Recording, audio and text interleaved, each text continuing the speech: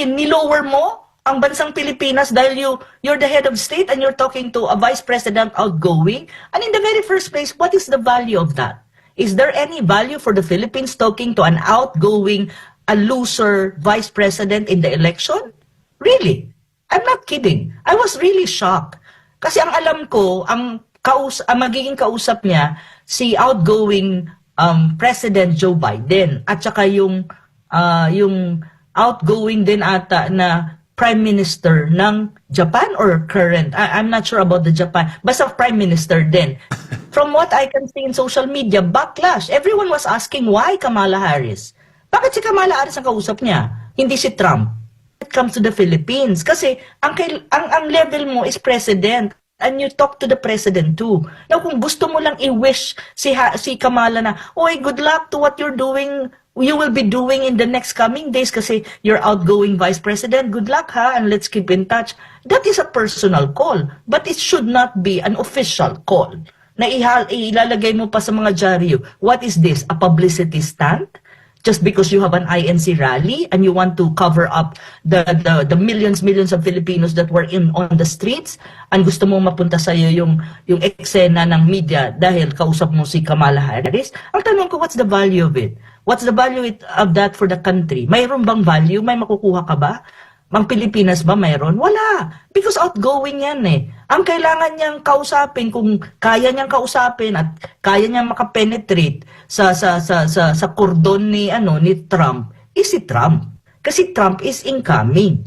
Yun talaga yun. Kasi in a matter of time, 5 days from now, Trump will be the President of the United States. So, yun yung kailangan mong kausapin, bati-batiin, congratulations. Kasi yun yung decision maker na ng United States. And these people are outgoing. They will not matter anymore. In many ways, when you talk about diplomatic and official relationship ng bansa. Kasi hindi sila decision maker na eh. So, ganun yun. So, I was really shocked na parang, why would you lower the integrity of the Philippines by talking to an outgoing vice president? Okay pa ako kung si Biden ang na-picture at na-video na he was talking to Biden. Okay, fine. For the last time before you be officially out of office. Pero the vice president, you're supposed to be, siguro yung vice president natin, ang pakiusap mo kay Kamala, level to level. Eh, siya yung kausap eh. Parang, ano ba yan? Sabi ko, itong publicity stunt nila. Kasi for me, I see it really as a publicity stunt eh. Sabi ko nga, nung makita ko, ano ba, nauubusan na ba sila ng publicity stunt para ibangga doon sa INC rally para lang magkaroon ng publicity sila na kailangan mong gawin itong publicity na to? I mean, come on, 'di ba? Parang, and what would they discuss? Would Kamala Harris be able to to make decision for any kind of issues like trade with the United States na Trump will be imposing to other countries a 10% tariff? Would Kamala Harris be able to to make a decision on this or intervene on this issue? No. So, yun nga sinabi ko, what is this for? For me, really, it's only for publicity stunt. Na, kasi may INC rally, we need to have a hype in Malacanang na the president is also, na ang shift at ang usapan, the public attention will be shifted to that instead of the INC. No, I don't think it's effective and I don't think there's value to it when you talk about the Philippines. Wala. Kaya, ewan ko, naubusan na sila ng publicity na pwede nilang gawin pansapong doon sa mga nangyayari sa Pilipinas. Pero ma'am, sorry tandaan po ninyo, negative or positive, still, publicity pa rin. Dito tayo sa isang issue, ma'am. Meron ba kayo tanong ko naman sa'yo, MJ, nag-ano ba siya? May traction ba siya? Nagkaroon ba siya ng positive traction?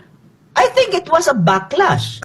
Yun na nga, hindi ko rin maintindihan ang mga tao na nasa paligid ni BBM and even the Department of Foreign Affairs. Kasi to be very frank, he is the president. Ang level niya is president, head of state din. I'm not saying na napakasnab mo na not to call Kamala. Kasi, hindi ganon. Pero in terms of protocol talaga, even, na-observe ko yan sa iba't ibang bansa, na napuntahan ko, and even here, na kung saan nandito ako sa China, na-observe ko talaga yan. ino-observe talaga nila yung protocol. Like for example, kapag head of state ang nag-visit, head of state din ang ang sasalubo, ang makikipag-usap. Pero halimbawa pag vice president din kasi yun ang katumbas mo. Ito, bakit ka makipag-usap sa vice president na outgoing when you are the head of state of the country? You don't go down to that level. It's not being snob, it's just the protocol.